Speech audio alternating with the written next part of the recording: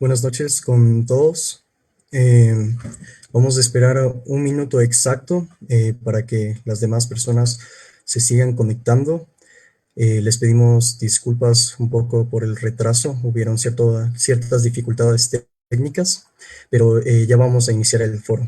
Mientras tanto, si es que nos pueden ayudar compartiendo, sería de gran utilidad.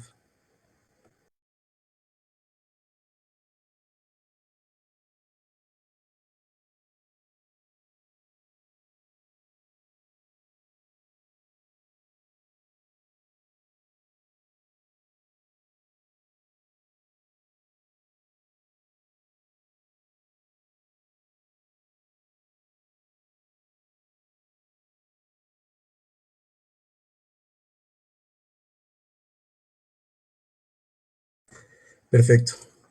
Muy buenas noches a todas las personas que nos están visualizando a través de Facebook Live. Les damos la bienvenida a este segundo foro de salud en la Cámara Internacional de Estudiantes Universitarios en Médicos y Medio, buscando un antídoto en el diálogo con el tema que va a estar relacionado a vacunas. Pedimos a todos los que nos están visualizando en este momento que sepan tomar la información que vamos a compartir en este foro con mucha sutileza, con mucho cuidado. Es un tema muy controversial realmente actualmente, está en apogeo y bueno, hay que tener en cuenta también que somos estudiantes universitarios, que todo lo que traemos aquí al foro está basado en evidencia, en estudios que los van a tener al final del foro para que las personas que deseen saber un poquito más puedan informarse más del tema.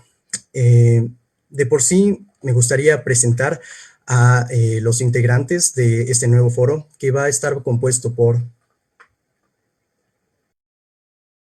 Buenas noches con todos. Yo soy Pamela Ochoa, estudiante de medicina de la Universidad Internacional del Ecuador. Buenas noches con todos, soy Juan Esteban Aguilar, yo pertenezco a la Facultad de Medicina de la Pontificia Universidad Católica del Ecuador, aquí en Quito. Buenas noches, soy Dolores Rodríguez, pertenezco a la Facultad de Medicina en la Pontificia Universidad Católica del Ecuador. Buenas noches, mi nombre es Mariana Mejía y estudio en la Facultad de Medicina de la Universidad Internacional del Ecuador. Y finalmente mi persona, Mario Hinojosa, que estudio medicina en la Universidad Internacional del Ecuador y en este foro voy a ejercer el rol de moderador. Bueno, invitamos a todos los participantes, también a las personas que nos estén viendo, que nos ayuden para que este foro sea dinámico. Entonces, pueden colocar todas las preguntas en los comentarios que los vamos a estar leyendo y vamos a tratar de responder todos. También nos pueden compartir un poco de sus ideas e información que tengan respecto a las vacunas para consolidar un foro mucho más estructurado y más amplio de por sí.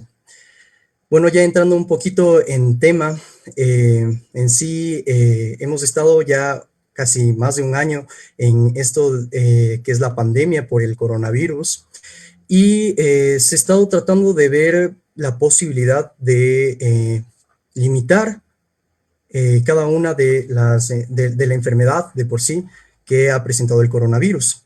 Entonces, se han tratado muchísimos métodos que han sido desde tanto de prevención hasta de curación. Entonces, ya hablamos un poquito en el anterior foro respecto a las barreras de protección que podemos utilizar para prevenir el contagio. También es importante tomar en cuenta todo el esquema terapéutico que se ha estado utilizando. Y ahora vamos a hablar un poquito de lo que son las vacunas. Entonces, creo que todas las personas que están en el foro tienen una vaga idea de lo que es una vacuna. Entonces, sabemos de que una vacuna es una inyección que tiene cierta sustancia que nos va a ayudar a protegernos frente a algo. Pero creo que es un concepto muy vago. Entonces, a mí me gustaría preguntarles a los participantes si es que nos pueden ampliar un poquito ese concepto para consolidarlo mejor y además contarnos si es que existe realmente otros tipos de vacunas, si es que se clasifican de alguna manera y existe algún respaldo histórico de las vacunas dentro de la humanidad. Entonces, bienvenidos. Bueno, Mario, justamente como tú dijiste, podemos entender como vacuna a una preparación que va a contener ya sean microorganismos inactivados u otros tipos de sustancias que lo que van a hacer es generar inmunidad, enseñarle a nuestro cuerpo cómo defenderse ante futuras amenazas, que en este caso sería el virus del SARS-CoV-2. Si queremos hacer una analogía, podemos pensar en las películas del antiguo oeste en las que se ponían carteles de se busca. Entonces, justamente con las vacunas intentamos esto. Intentamos que la sustancia le enseñe a nuestro cuerpo cómo pelear contra la amenaza antes de que esta ocurra. Y es importante saber también que para el coronavirus actualmente se están teniendo en proceso más o menos 100 vacunas, pero solo 12 de ellas han logrado pasar hasta la fase 3. ¿Qué es esto de las fases? Pame, no sé si nos podrías decir un poquito de esto. Claro que sí, Mariana. Bueno, para que un tratamiento pueda venderse al público y para que la gente lo pueda utilizar, tiene que pasar una serie de fases. Primero es la fase preclínica, que es como para ver cómo funciona el tratamiento. Esto normalmente se realiza en animales o in vitro, no en personas. La fase 1 es la primera que se hace en humanos y entonces la fase 1 se hace con un grupo de máximo 100 personas para ver si es seguro el tratamiento, solo para ver si es seguro. La fase 2 se hace con un grupo mucho más grande de personas, hasta 1000 personas, y en este caso se ve si es efectivo el tratamiento. Y una vez que se ve que el tratamiento es efectivo en esas 1000 personas, se amplía el grupo en la fase 3 y se puede llegar hasta 100.000 personas en las que se pruebe este medicamento y ya en la fase 3 se ve cómo va reaccionando. Después de eso, tiene que ser aprobado por la FDA, que es la Food and Drug Administration, y después de pasar la fase 3, esto es súper importante entenderlo, después de pasar la fase 3 ya puede venderse el tratamiento. En este caso, las vacunas ya se pueden vender después de pasar la fase 3. Y finalmente, la fase 4 es una vez que ya se ha repartido, que ya se ha vendido el tratamiento y se ve en grupos mucho más grandes a nivel de continentes, a nivel de países, cómo está reaccionando el medicamento. Entonces eso, Mariana, de eso se tratan las fases para tratar un medicamento, en este caso las vacunas. Listo, Pam. Bueno, ahora siguiendo la pregunta que nos dijo Mario, ¿cuáles son los tipos de vacunas que existen? Entre esto vamos a tener más o menos 5 plataformas que son sobre las que se desarrollan todas estas 100 vacunas de las que hablamos. Entre ellas vamos a tener las de ARN mensajero, vamos a tener también los adenovirus, los vectores de adenovirus, los virus inactivados, los virus atenuados y también aquellas vacunas que simplemente van a ser, que van a tener partes del virus, pero no realmente lo que generaría la enfermedad. Entonces, no sé, Juani, si nos podrías hablar un poquito de las vacunas de ARN mensajero. Claro, justo en estas cuestiones de las vacunas de ARN mensajero, imaginemos, tenemos el material genético, que es una información que va a codificar para todo nuestro organismo. Por ejemplo, todos nosotros venimos de un material genético. Imaginemos que todo está escrito en toda esta partecita, toda esta libretita. Y esta cuestión del ARN mensajero es que justo una pequeña parte de toda esta información genética, imaginemos que quitamos esto. Solo esto es lo que vamos a introducir en esta vacuna. Y esto vamos a meter dentro de una partícula, porque obviamente nosotros tenemos métodos para protegernos de elementos extraños de nuestro organismo. Y es por esta razón que necesitamos proteger a este ARN mensajero extraño para que nosotros mismos luego podamos generar lo que quiera codificar esta información. En este caso, lo que se busca con las vacunas del COVID es generar la proteína spike, que es la que se va a unir a nuestras células y bueno, va a generar toda la enfermedad que es el COVID-19. Y para proteger de esta manera necesitamos como que envolver a todo este ARN mensajero en una bolita de nanopartículas lipídicas. ¿Por qué lipídicas? Porque bueno, nuestras células están conformadas de una bicapa fosfolipídica y de esta manera es más fácil que el virus o esta partícula de ARN mensajero entre en nuestro organismo. Y claro, no sé si Lolita quieras ayudar un poco más. Ok. ¿Y cuáles son las vacunas que el mercado dispone respecto a este nuevo mecanismo de ARN mensajero? Pues tenemos 2 vacunas de disponibilidad. La primera es Pfizer, en asociación con la farmacéutica BioNTech y Moderna. Bueno, ¿qué pasa con esta vacuna? Como ya Juanes nos explicó amablemente, pues básicamente se coge una sección de este ARN. ¿Y qué pasa? Este ARN está envuelto de una biopelícula de nanolípidos. Todos estos nanolípidos tienen una estabilidad bastante complicada y es por eso que las vacunas requieren un gran tiempo de refrigeración a una temperatura bastante baja. Pero ¿cómo funciona? Cuando se nos inyecta el vial, que sería todo este frasquito de la vacuna, se inyectan nuestras células. Las células reconocen este ARN. Cuando reconocen este ARN, producen todas estas proteínas que van a activar la cascada anteriormente dicha de todos estos anticuerpos. Respecto a la vacuna de Pfizer, realmente lleva en el mercado un tiempo bastante fascinante. Es lanzada finalmente en diciembre del año pasado, en diciembre del 2020. Es totalmente aceptada y después de esta fase 3 ya es lanzada al mercado. Y respecto a una de las preguntas que nos seleccionan, ¿todas las vacunas del COVID cumplen con estas fases? Pues varias de ellas no. En realidad, esta fase 3 es un protocolo, se lanzó todas estas en fase 3 de una manera muy, podría decirse anticipada, debido a la emergencia sanitaria que se cumple. Sin embargo, estas vacunas fueron vistas de una manera muy rigurosa y se cumplen todos los protocolos, al menos varias de ellas cumplen todos los protocolos. Y respecto a la vacuna de Pfizer, pues respondiendo a otra pregunta que pusieron sobre las menos 70 grados, pues sí. Y esto también tiene cierta importancia. ¿Qué tan fácil es refrigerar una vacuna? Y si alguien nos podría hablar sobre una siguiente vacuna. Claro, para entender también, como dijo Lolita, el proceso de por qué algunas vacunas necesitan congelarse durante más tiempo y a unas temperaturas mucho más bajas que otras, hay que entender que hay otros mecanismos de acción, así como nos dijo Mariana, no solo me dijo a mí. Ya, entonces, además de las que tienen ARN mensajero, también hay unas vacunas que utilizan, como dijo Mariana, vectores virales. Esto significa que cogen al virus, que el virus normalmente infecta nuestras células cuando se meten dentro de las células y utiliza toda la maquinaria de nuestras células para replicarse y salir y bueno, invadir todas nuestras células. Entonces lo que hacen es coger un virus que es completamente diferente al coronavirus en este caso, y lo que hacen es modificarlo genéticamente, quitarle su capacidad de infectarnos y entonces hacen que le meten un pedacito de genes que solamente producen una proteína o un grupo de proteínas.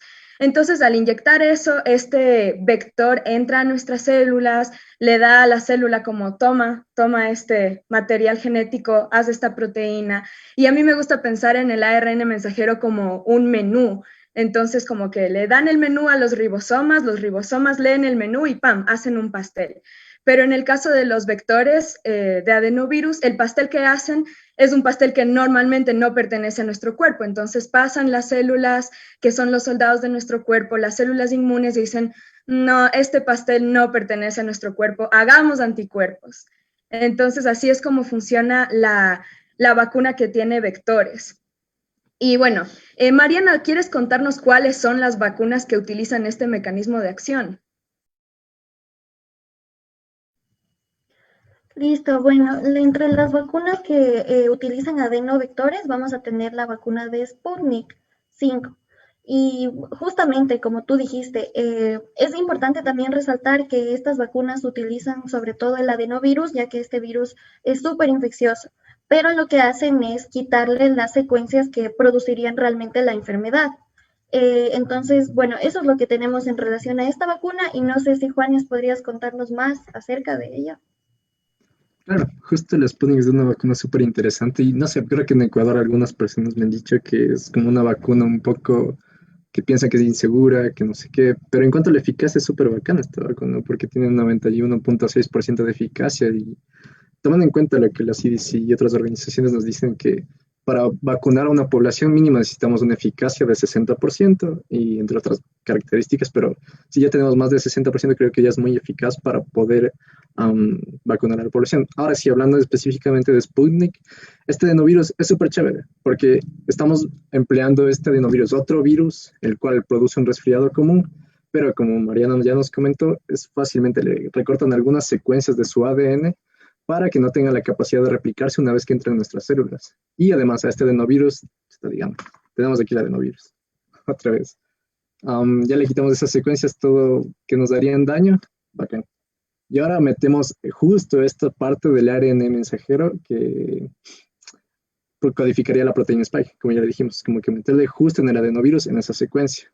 De esta manera, una vez que entra este vector, este adenovirus, a nuestras células, vamos a usar otra vez toda la maquinaria, como ya nos dijo Pame, para generar esta vacuna, esta proteína spike o este pastel.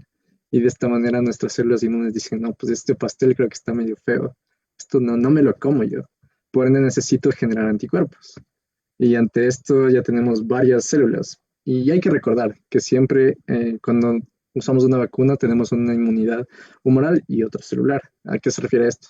La celular es la que se encarga de varias células segregan sustancias para eliminar a los microorganismos ajenos, mientras que lo humoral es del uso de los anticuerpos en este caso. Y algo importante que hay que referenciar a todas las vacunas es que todas las vacunas del COVID, todas las que se están probando hasta este momento, las 12 que nos menciona Mariana, producen estas dos inmunidades, tanto humoral como celular. No sé si Dolores me quieres ayudar un chance más con esto. Lolita, perdón, antes de pasar a ese tema, solamente quiero decir que además del Sputnik, también hay otra vacuna muy importante que tiene ese mismo mecanismo de acción, que es la de Oxford AstraZeneca. ¿Y cuál es la diferencia entre la Sputnik y la Oxford AstraZeneca? Es que para la de Sputnik utilizan un adenovirus humano, en cambio para la de Oxford utilizan un adenovirus de chimpancé. Entonces, bueno, eso es interesante entre las dos. No sé si antes de pasar eso, no sé, justo estaba leyendo un chance de la de Oxford y me di cuenta que, creo que era la de Oxford, en las que se dieron cuenta que en la fase 1 y fase 2 aplicaron como que la mitad de la dosis y se dieron cuenta que era un poco más eficaz. No sé si leíste eso. Ah, sí, eso sí es un drama. No sé si quieren que les cuente eso ahorita o les cuento eso después. No sé si quieren hablar del mecanismo de acción de alguna otra vacuna, porque, bueno, para recapitular lo que hemos dicho hasta ahora, hemos hablado de dos tipos de mecanismo de acción, los de ARN mensajero, que es la Pfizer, y los de los vectores, o sea, que utilizan un virus modificado, y que son las de Sputnik y la de Oxford. Pero también hay otra vacuna que utiliza un virus inactivado. Y entonces creo que Mariana nos puede hablar de esa vacuna. Claro, solo antes de que salgamos de este tema, también una diferencia súper grande entre la vacuna de Pfizer y la de AstraZeneca es la cadena de congelación, porque en Pfizer es necesario congelarla a menos 70 grados. Y como sabemos, muy pocos países realmente tienen la infraestructura para mantener viable la vacuna. En cambio, la de AstraZeneca se puede mantener en un refrigerador normal, de 2 a 8 grados, por lo tanto esta vendría siendo muchísimo más accesible en este sentido. Y bueno, ahora pasando a la vacuna que nos mencionaba Pame de virus atenuado, esta es la CoronaVac. Esta vacuna, para contarles un poquito, fue desarrollada en un laboratorio chino que tiene alianza con un laboratorio brasileño, por lo que esos estudios de fase 3 se están realizando sobre todo en Brasil. Entonces, ¿qué es lo importante de esto del virus atenuado?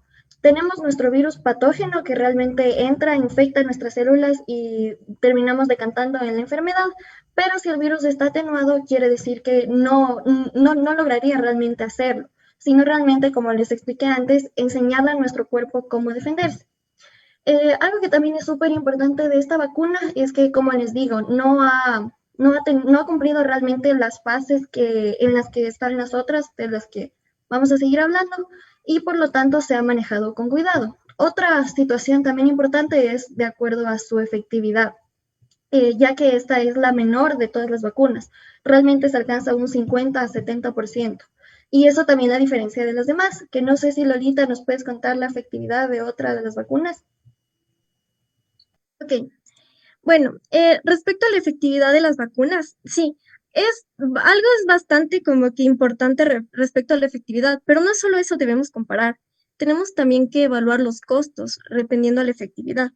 Porque, por ejemplo, la vacuna Pfizer tiene, al igual que Moderna, una efectividad del 95%. Y esto también va a depender del esquema que se cumpla, porque no solo es una dosis, en realidad en Pfizer son 2 dosis. Y también va a depender, pues, que todo esto sea efectuado de una manera correcta. Y es justo lo que ella decía hace un momento, pues que tenemos que evaluar cuál es la logística del país. Por ejemplo, en Pfizer ponemos la vacuna, tenemos que esperar 3 semanas para poner la segunda dosis. En conjunto, ambas dosis valen $80 aproximadamente. Y eso, si nosotros le sumamos a la cadena de frío, porque es todo un proceso bastante interesante. El tenerlo en -70 grados, pues Pfizer, en asociación con BioNTech, idea una especie de cajita protectora hecha con hielo congelado, perdón, con nitrógeno y todo eso. Entonces, cuando idea esta caja y todo, la puede mantener a -70 grados. Pero ¿cuál es el tiempo en el que ésta se puede mantener viable? Pues se puede mantener viable en la caja como tal durante unos 10 días con un equipo especial que pueda refrigerar en 30 días. Y cuando ya se va a dar las dosis a las personas, por ejemplo, yo tengo en mi hospital, yo tengo todas estas vacunas, pero yo me monto un centro de salud en algún lugar, yo la puedo tener en un refrigerador normal, en realidad, de 2 a 8 grados más o menos, la puedo tener en un refrigerador normal, pero durante solo 5 días. Y eso también es una de las cosas que han sido bastante decisivas al momento de conseguir vacunas, que todo este proceso tiene que ser ejecutado de una manera tan precisa que ninguna dosis se deba desperdiciar. Y sí, y respecto a las otras dosis, por ejemplo, con una efectividad del 60%, la farmacéutica pues china, sí, es una efectividad del 60%, pero es muchísimo más asequible en términos de congelarla y en términos de que esto puede costar incluso $10. Y tenerla en un refrigerador convencional, tenerla a $10 hace que toda la población sea más fácil de vacunar. Entonces, eso también es algo que hay que evaluar. No sé si alguien nos podría ayudar comentando pues una comparación con otra vacuna. Ahí me gustaría intervenir un ratito. Hay muchas preguntas en los comentarios. Agradecemos al público por ello. Cada una de las preguntas que están realizando posiblemente se puedan responder después en el diálogo. Estamos siguiendo cierto orden, entonces les pedimos algo de paciencia. Pero de por sí creo que han quedado bastante claros los conceptos que nos han compartido respecto un poquito del mecanismo de acción de cada una de las vacunas, más o menos cómo es la cadena de frío, la eficacia de cada una. Pero entre una de las preguntas que están en los comentarios habla mucho de cuáles son los factores para poder evaluar realmente la eficacia de una vacuna y bajo qué certificados estarían verificados para ser distribuidos o aplicados de forma masiva. Entonces, no sé si nos puedan compartir eso. Y además, también una pregunta que me pareció muy importante responderla es que las personas que nos están viendo han escuchado mucho que esta vacuna salió demasiado rápido, que hay otras vacunas que han tomado muchísimo más tiempo para salir y que probablemente esto les genera desconfianza a las personas para no utilizarlas. Entonces, no sé si nos podrían comentar un poquito algo relacionado a esto. No sé si Lolita desea seguir. Bueno, cuando hablamos de una vacuna tan nueva para un virus tan nuevo, imaginamos que hicieron todo desde cero, pero realmente no fue así. Voy a usar 2 ejemplos. El primero es de Pfizer en asociación con BioNTech. BioNTech se funda en el 2008 y incluso estaban utilizando este mismo sistema de ARN, pero enfocado al cáncer. Cuando ocurre este boom del coronavirus y todo esto sucede, pues ellos se dan cuenta de que es muy necesario y empiezan a investigar de ello. Pero tuvieron una trayectoria desde 2008 hasta cuando empezaron sus ensayos en enero de 2020, y en toda esta trayectoria ellos ya sabían exactamente cómo usarla, ya sabían cuál era el mecanismo para hacer una vacuna con ARN. ¿Y por qué es todo tan ágil? Pues hoy por hoy la medicina se ha convertido en algo tan popular como el fútbol.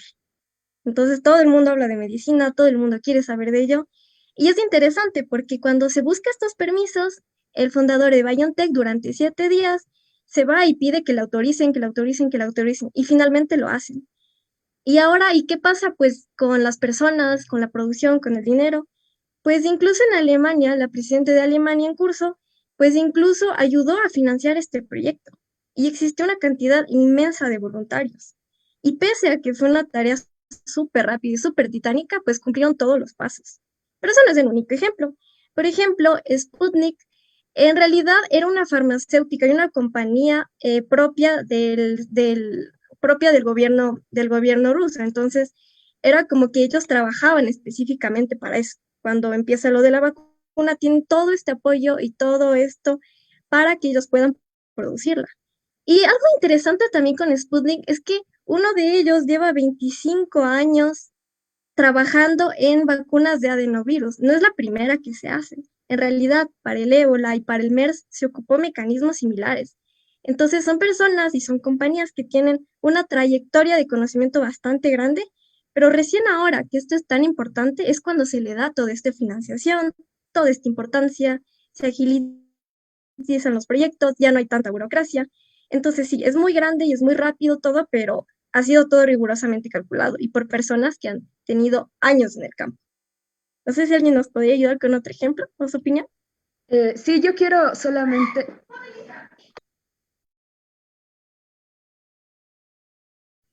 Bueno, creo que Pame tuvo un problema.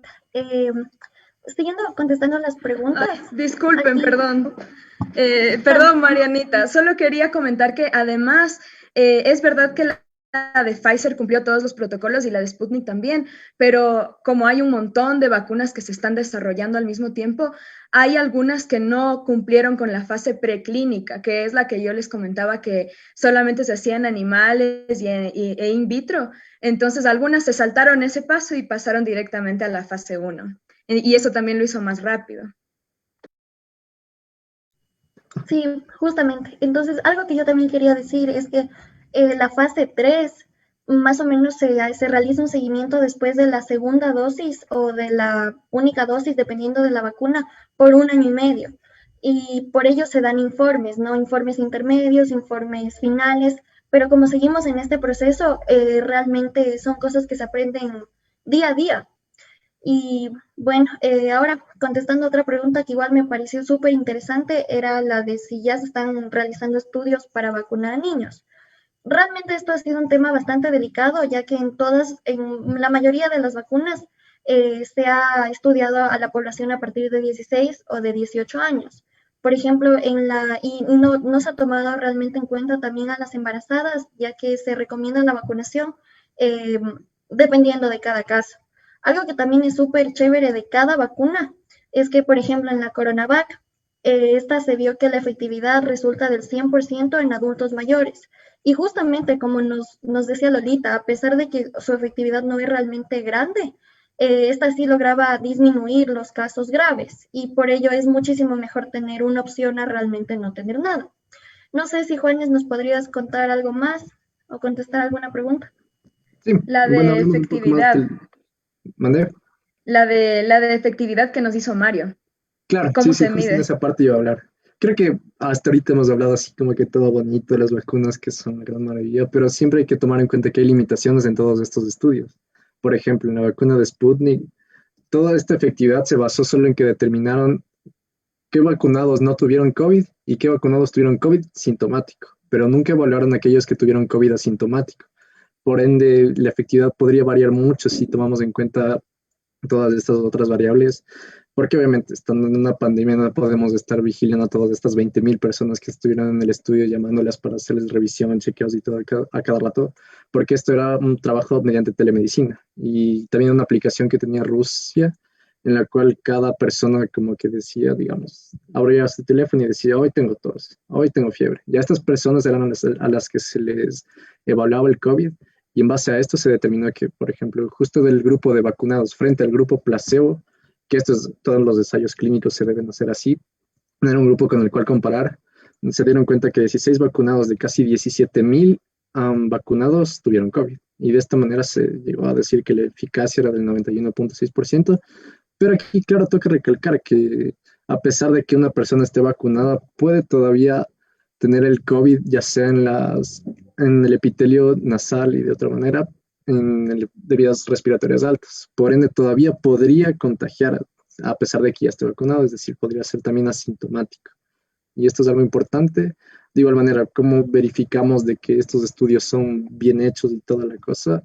Es como ya les digo, o sea, siempre tenemos un grupo placebo, un grupo que sí tiene la vacuna, y aparte de esto, una vez que publiquen los resultados, siempre hay la revisión por pares, es decir, otra compañía u otra organización tiene que verificar todos estos resultados para que de esta manera pueda pasar.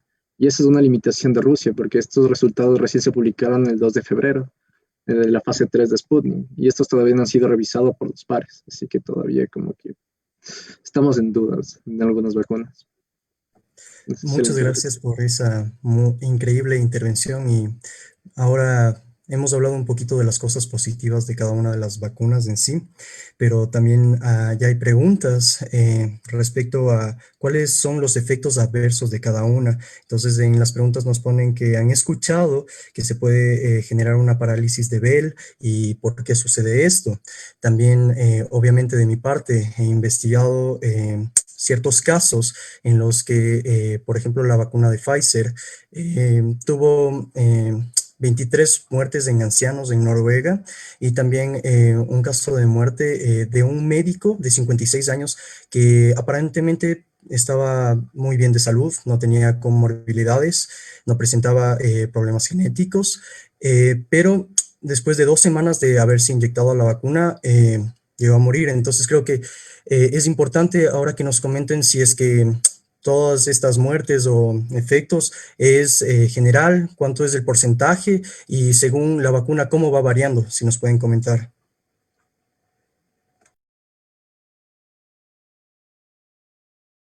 Claro, Juanes. por ejemplo, hablando un poco de la vacuna rusa, que fue una de las que más leí, en este estudio de la fase 3 se determinó que hubo 4 muertos al final de todo el estudio, de los cuales 3 eran vacunados y solo una persona era del grupo placebo, pero se logró determinar de que todas estas personas que fallecieron tenían una comorbilidad por medio, es decir, tenían una enfermedad cardiovascular, 2 de ellas, y una enfermedad endocrina. Por ende, se logró determinar que... y además se dieron cuenta que sí, murieron por COVID, pero cabe recalcar algo. La vacuna rusa especifica que la eficacia comienza a partir del día 15, con una eficacia del 75% más o menos. Y estas personas que fallecieron por COVID, que se habían vacunado, se demostró que pudieron haberse infectado por el COVID, ya sea un día antes o justo yendo a vacunarse, se infectaron por el COVID y es por esta razón que no se logró determinar que estuvieron con COVID, porque obviamente antes de entrar al estudio le hacen la PCR, le hacen serología y tienen que ver que no tenga COVID, que no tenga otra comorbilidad. Es decir, bueno, algunas comorbilidades sí se incluyen, por ejemplo, hipertensión, diabetes, obesidad, creo que sí se incluyen en algunas de las vacunas, pero en el caso de estos sujetos se infectaron como que en este lapso de tiempo y justo, digamos, si en el día de la vacunación se infectaron, justo coincide que estos sujetos fallecieron de 5 a 7 días después de la vacunación. Y esto coincide con que este es el periodo de incubación del virus. Y nos damos cuenta de que a pesar de que nos vacunemos, siempre tenemos que mantener esta vigilia de más o menos 15 a 21 días desde cuando ya comienza la eficacia. En el caso de la vacuna rusa, desde el día 21 ya comienza la eficacia del 91.6%. No sé, creo que Lola quería hablar.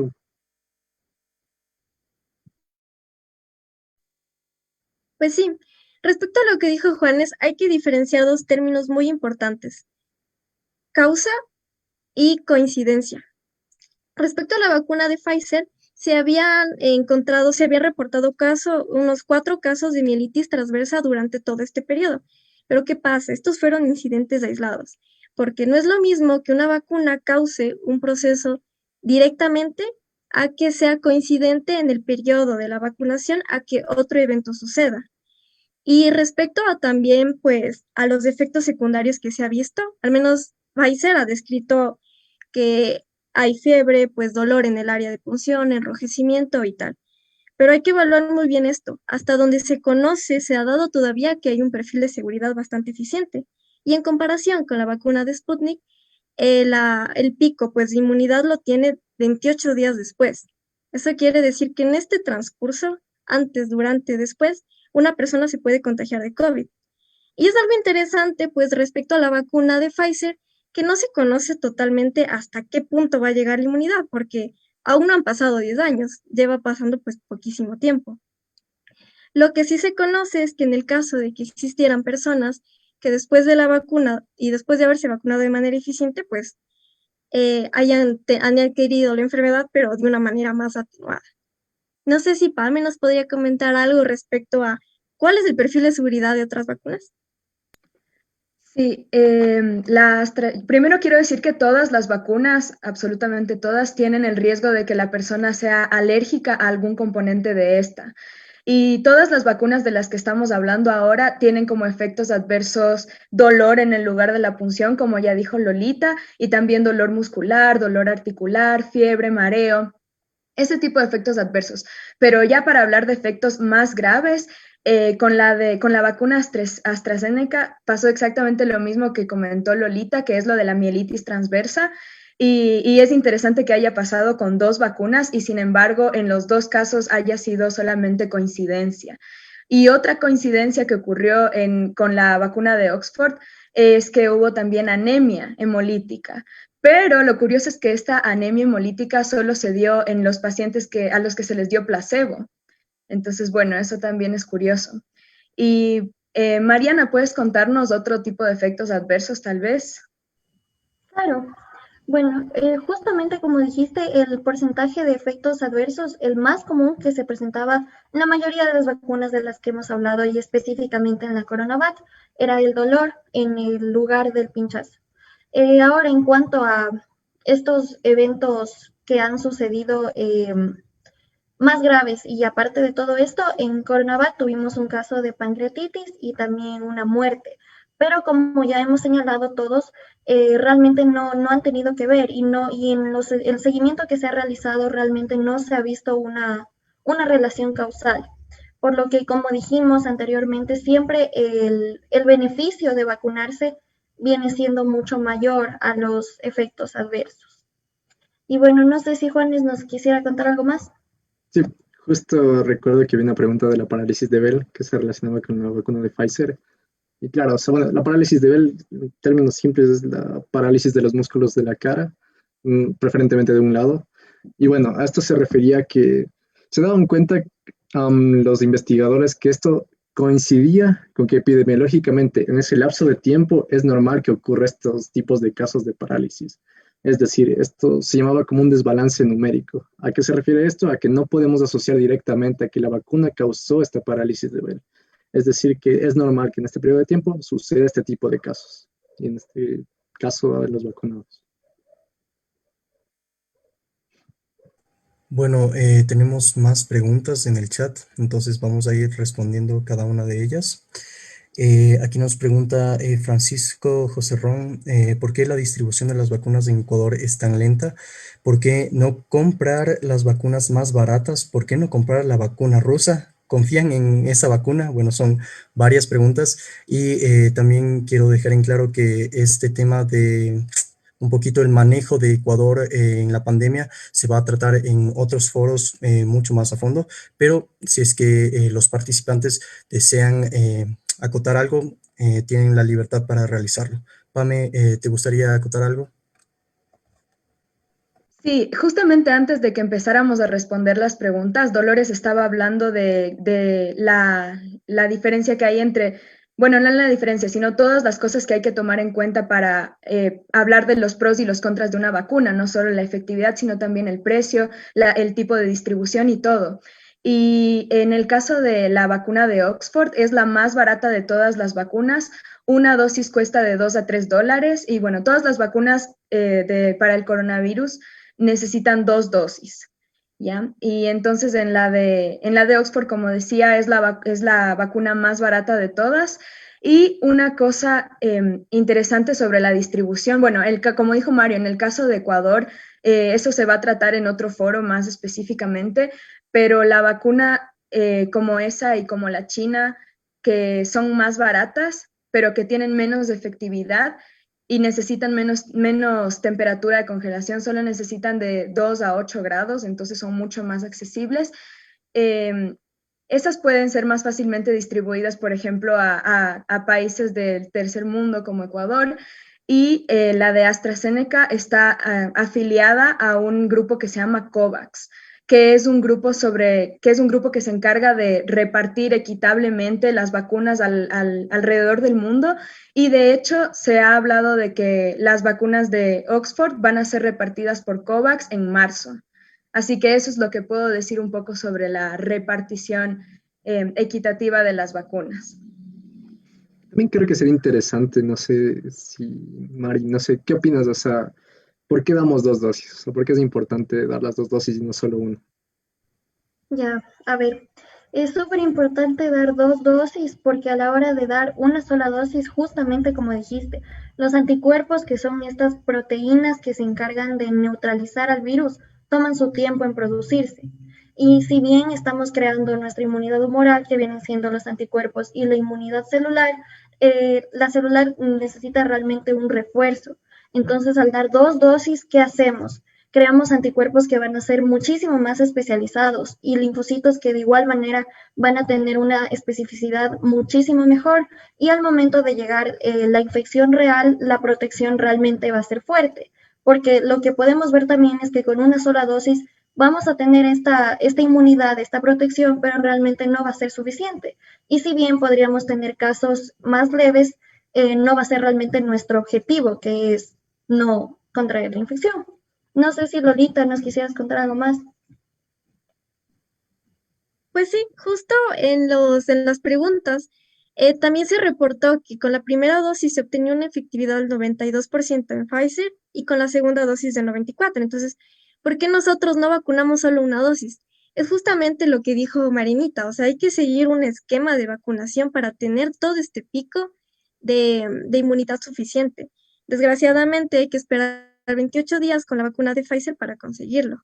Y eso también es una de las razones por las cuales el proceso de traer las vacunas, que de vacunar, que se agilice eso es como que bastante complicado. Hay que esperar 28 días para esto y hay que tener a todos los participantes en este tiempo, en este periodo, hacerlo en el momento justo. Entonces, eso también interviene bastante.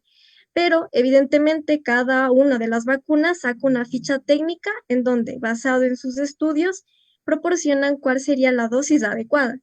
En este caso son dos dosis. No sé si Pame nos podría contar algo más. Sí, es verdad que bueno, en todas son dos dosis, pero además del hecho de cuántas dosis son, es importante saber el tiempo que hay entre una dosis y otra. Como dijo Lolita, en caso de Pfizer son más o menos 3 o 4 semanas, y en el resto de vacunas también son 3 a 4 semanas. Pero con la vacuna de Oxford pasa algo curioso, y es que mientras estaban haciendo los experimentos en la tercera fase con un montón de sujetos con como 23,000 personas, entonces se dieron cuenta de que al inicio solo pensaban darles una dosis. Entonces a la mayor parte de participantes les dieron una dosis y a un pequeño grupo les dieron dos dosis. Y vieron que con dos dosis, como ya dijeron mis compañeros, la efectividad aumentaba, así como con todas las demás vacunas. Entonces decidieron darles a todos dos dosis, pero como no tenían eso planificado, se demoraron más tiempo en sacar la segunda dosis. Entonces, la segunda dosis les dieron a sus participantes 12 semanas después, y se dieron cuenta de que al darse las 12 semanas después, la efectividad aumentaba más que dándole solo 4 semanas después. Este es el caso particular de la vacuna Oxford. Y eso es curioso porque eso también pasa con otro tipo de vacunas, que mientras más largo sea el tiempo entre la primera y la segunda dosis, más efectividad tienen. Pero bueno, las otras vacunas sí no necesitan de tanto tiempo entre una dosis y otra, y eso también hace que sea una complicación de esta vacuna. No sé si alguien más quiera hablar sobre los otros, no beneficios, sino, ¿cómo se dice? Limitaciones un poco. ¿Qué? Limitaciones un poco. Ajá, sí, sobre limitaciones de las otras vacunas, porque ya hemos hablado de algunos beneficios y limitaciones, pero creo que podemos ahondar más en el tema de las limitaciones. Justamente como dice Pame, tenemos algunas preguntas que trata un poquito de las limitaciones, y una de ellas es ¿qué es lo que sucedería si es que una persona es alérgica a una de estas vacunas? Y Dice de que se ha escuchado que algunas personas, entre comillas, se vuelven inmunes a la vacuna o que el virus muta y se vuelve más fuerte. No sé si nos pueden comentar un poquito de esto, Lolita. Bueno, cuando se emiten las fichas técnicas de las vacunas, se emiten también cuáles son los compuestos. Y hay contraindicaciones que son muy puntuales respecto a la vacuna. Entre estas están haber sido alérgico a la primera dosis, ser alérgico a alguno de estos compuestos o tener algún problema de salud persistente, como por ejemplo en Pfizer no está indicada una persona que tenga una fiebre bastante alta. Pues, ¿qué pasa? Pues cada persona, cada visitador médico debe enfocarse muy bien cuál es el historial de la persona a la que va a vacunar. Por ejemplo, en Pfizer tenemos un compuesto llamado polietilenglicol, que es también usado como laxante y forma parte de esta capita de lípidos, ¿no? Si una persona pues tiene alergia a este compuesto, pues evidentemente después de la vacuna son 4 horas las que hay que esperar y un buen tiempo de seguimiento para ver que no pase. Pero si es que una persona es alérgica, definitivamente no se podrá volver a vacunar. También, pues, Juanes, si nos podría ayudar sobre otra vacuna y tal vez una contraindicación que tenga. Claro, o sea, siempre hay que tomar en cuenta que a pesar de que una persona sea alérgica y no sepamos, todos los centros de salud donde se vaya a hacer la vacunación, o bueno, al menos la CDC recomienda esto, que siempre cuenten con los implementos necesarios para, en el caso de que haya una reacción anafiláctica, que es esto de alergia, que de un shock anafiláctico, que es siempre estar preparados con adrenalina en el caso de que necesite el paciente. Por ende, como dice Lolita, o sea, si ya vemos que el paciente le da esto, obviamente no le vamos a dar otra vez porque sería muy ágil. Así que es importante siempre recordar que los mismos creadores de las vacunas nos dicen que aquellos pacientes que tengan ya antecedentes de reacciones alérgicas a otro tipo de vacunas no deban vacunarse ante esta vacuna. No sé si Mari quieres ayudarnos con algo. Algo que quería decir es que justamente igual, quienes están desarrollando las vacunas están probando también cuánta dosis, diferente a el espaciamiento entre las dosis, pero más bien cuánta. En Coronavac, por ejemplo, se realizaron estudios dando 0,3 microgramos de vacuna y 0,6 microgramos de vacuna. En la dosis que fue más alta se evidenciaron casos de alergia y por lo tanto, realizando estudios, pudieron determinar que con la dosis más baja se mantenía la efectividad, pero no se daban estos efectos adversos. Y también, como nos dijiste, personas que tengan historial de alergias deben estudiar muy bien si es que se administran la vacuna o no, retomando también lo que dijo Lolita de los coadyuvantes, que son estas partículas que ayudan a que la vacuna complete su efectividad en cuestión de unirse a las células. No sé si, Pame, ¿quisieras decir algo más? Bueno, con respecto a este tema, solo decir que otros efectos adversos se van a ver en la fase 4, porque ahora en realidad no podemos saber exactamente qué es lo que pasará a largo plazo, porque también estaba viendo que había preguntas sobre eso, qué pasará a largo plazo, y la respuesta es no se sabe. ¿Se acuerdan de que yo les hablaba de la fase 4, que es una vez que ya todas las vacunas se reparten, ya la gente las está comprando y mucha más gente se la puso? Entonces, solo ahí en la fase 4 vamos a poder ver qué pasa, qué efectos adversos hay a largo plazo. Y bueno, para cambiar de tema, yo creo que antes de que se acabe el tiempo deberíamos hablar súper rápido de cómo responderían estas vacunas a las nuevas mutaciones que hay del virus y si serían efectivas para esas mutaciones.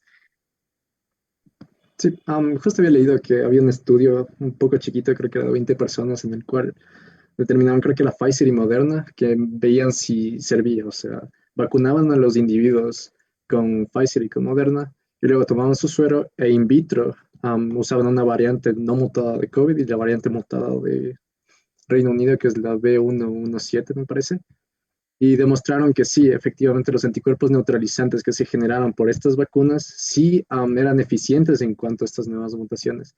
Sin embargo, como digo, es un estudio in vitro y como dice Pam, estamos ahorita en la fase 4 y es necesario que todavía nosotros, bueno, no nosotros, los médicos que ya están en el campo puedan ir haciendo una vigilancia de todo este proceso. De igual manera, creo que eso es lo importante. No sé si Lola, ¿quieres ayudarnos con algo? Bueno, sí, ha sido una pregunta bastante importante. Pfizer y Moderna también se hicieron la misma pregunta. Y analizando, pues, qué pasa, cómo muta, pues la tasa de mutación que tiene en particular la proteína Spike, porque es re importante, porque esa es la que va a ayudar a que se pegue a nuestro organismo, la tasa de mutación de la proteína Spike realmente no es tan alta, es baja y es controlable. Pero ¿qué pasa si es que muta? Pues nosotros ya tenemos un arsenal, ya las farmacéuticas disponen un arsenal de producción, y sería lo mismo que pasa con la gripe. La vacuna de la gripe se pone cada año y un año, al fines del año, se ve cuáles son las cepas que tienen más prevalencia. Al siguiente año se crea una nueva vacuna. Entonces, también se considera esto, se tiene preparado pues el arsenal para producir diferentes vacunas y evidentemente esto pasaría. No sé si Pam nos podrá ayudar con una mejor explicación de cómo funciona. En el caso de, claro, en las de ARN mensajero basta, bueno, no, basta. Es bastante, relativamente fácil hacer un cambio en ese menú, perdón, en esa receta de la que hablábamos antes para hacer el pastel. Ellos dicen, no, ya quitemos esto de la receta y pongamos esto otro porque mutó esta partecita. Pero en cambio, con otras vacunas como la de la que habló Mariana o la de Oxford, que era por un vector, funciona diferente. Sin embargo, los investigadores que han estado a la cabeza de la investigación sobre la de Oxford han dicho que el vector, el virus, el adenovirus que tiene, o sea, el vector que es adenovirus, lleva un gen para una parte bastante grande de una proteína, o sea, un gen que codifica para una proteína bastante grande de la superficie del virus. Entonces, esto hace que el virus tenga que mutar mucho, o sea, muchísimo para que deje de funcionar la vacuna. En el caso de la vacuna que nos explicó Mariana, ¿cómo sería esto? ¿Respondería bien a las mutaciones del virus? Sí, justamente lo que tú señalaste. Un ejemplo que podríamos hacer es que cuando ocurren estas mutaciones, existen algunas que pueden ser pequeñas, en regiones pequeñas, como por ejemplo, hablábamos al inicio de la proteína S. Esta proteína S se encuentra realmente en la cápside del virus, realmente en la parte que le ayuda a unirse a nuestras células para infectarlas. Entonces, si esto cambia, los anticuerpos pueden adaptarse y neutralizar, pero existen cambios que son muchísimo más grandes. Estos ya involucran realmente el genoma del virus y en estos casos sí tendría que realizarse un cambio tal vez mayor en la vacuna. Pero es importante también saber que esto toma tiempo y por el momento sí podríamos responder bien.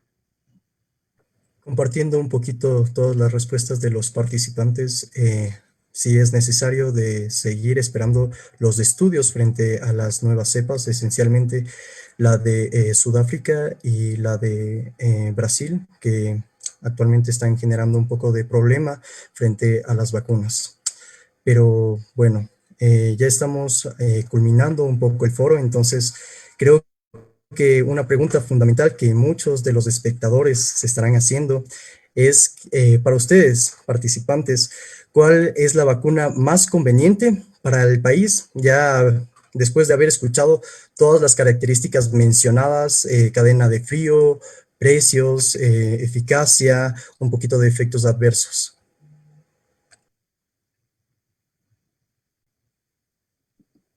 Yo creo que lo que le convendría más, perdón, Juanes, yo creo que lo que le convendría más al país ahora sería una vacuna que pueda llegar rápido y que sea barata.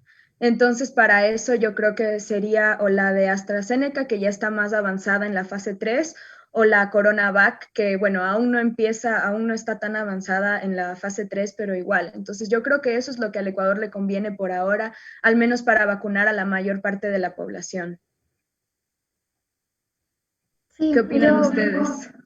perdón, yo concuerdo igualmente con Pame. Siento que la vacuna de AstraZeneca, sobre todo para mí, al ya tener más información acerca de lo que viene siendo la fase 3, recordando también que en fase 3 ya se realizan estudios en personas con comorbilidades, como por ejemplo obesidad, diabetes, que como sabemos son prevalentes en nuestro país. Además, la cadena de frío, como ya comentamos, un refrigerador normal y el precio, me parecería que sería lo mejor. No sé, Lolita, tu opinión. Pues sí, yo concuerdo también. Si evaluamos que más o menos costaría de $1 o $2, podemos guardarlo en un refrigerador que puede haber en cualquier centro de salud. Es re conveniente. Pero hay algo que no hay que olvidar. Pese a que tengamos la vacuna, epidemiológicamente para controlar una infección, nosotros necesitamos tres eslabones. El eslabón de sanidad, de esfuerzos sanitarios, es decir, controlar los casos que ya se tiene, controlar las unidades de terapia intensiva, aislar a los posibles infectados. El siguiente eslabón es controlar la cadena de transmisión, es decir, que pese a que yo tenga la vacuna o Pame tenga la vacuna, yo necesito usar una mascarilla, siempre. Y debo tener las medidas de higiene, porque pese a que yo no me pueda infectar de coronavirus, me puede dar neumonía por otra cosa, me puede dar una infección por otra cosa. Y ya no se abastece el sistema de salud pública o de salud privada para aguardar todo eso. Y finalmente, el tercer eslabón para lograr combatir la pandemia es inmunizar a las personas vulnerables, inmunizar a las personas que pueden estar en contacto directo y teniendo en cuenta que posiblemente haya quienes no se puedan vacunar. Pero ya está esto del efecto de rebaño. Vacunando al menos al 60% de la población, podemos lograr que este 40% que no se pueda vacunar, que no se haya vacunado, logre estar protegido. Y esa es la única manera de resolver todo este problema. Es siempre usar 3 eslabones para todos. La vacuna sí viene como una ayuda bastante grande, pero la solución es en conjunto. ¿Juanes? Bueno, finalmente ya recordando un poco, esta es nuestra humilde opinión como estudiantes de medicina. En mi caso, yo creo que opinaría estar expectantes de la vacuna de Sputnik, que según lo que leí está bastante buena, la verdad, que protegía del 100% de casos graves de COVID, es decir, a lo mucho tenían, de esos 16 vacunados de los que les dije que desarrollaron COVID, a lo mucho tenían, no sé, un dolorcito de cabeza, o que se le llama cefalea, un poco de tos, un poco de fiebre que no pasaba los 38.5 grados centígrados, lo cual estaba acá, porque es único que tratamos todo eso, paracetamol. Así que, bueno, sí, a la final creo que es importante estar expectantes a los nuevos estudios que se van desarrollando, porque algunas vacunas todavía están dando resultados preliminares, y es importante darles un seguimiento a todo esto para poder dar una mejor decisión, y bueno, esto ya queda en manos del ministro y de nuestra república. Y bueno, creo que con eso culminamos. Bueno, muchísimas gracias a los miembros del foro. Creo que han hecho una excelente participación. También gracias al público que nos está observando. Hicieron una participación inolvidable realmente. Les pedimos también a todos y les invitamos que se sigan actualizando. Actualmente estamos con 187 millones de personas ya vacunadas, entonces debemos seguir leyendo, debemos seguir informándonos en este tema tan importante. Y bueno, también agradecer a todos los directores de la Cámara Internacional de Estudiantes Universitarios, a Santi, que nos ayudó también mucho en la parte tecnológica, y también invitarles que si les agrada estos foros, nos escriban para que puedan participar. Acuérdense en que estos foros están realizados de estudiantes para estudiantes, siempre con evidencia respaldada, para que se compartan ideas, se comparte información y el conocimiento no se monopolice, sino se comparta, porque eso es lo importante. Agradecemos la presencia de cada uno de ustedes y nos vamos a estar viendo la siguiente semana a las 8 de la noche en el siguiente foro. Muchas gracias. Fue un gusto.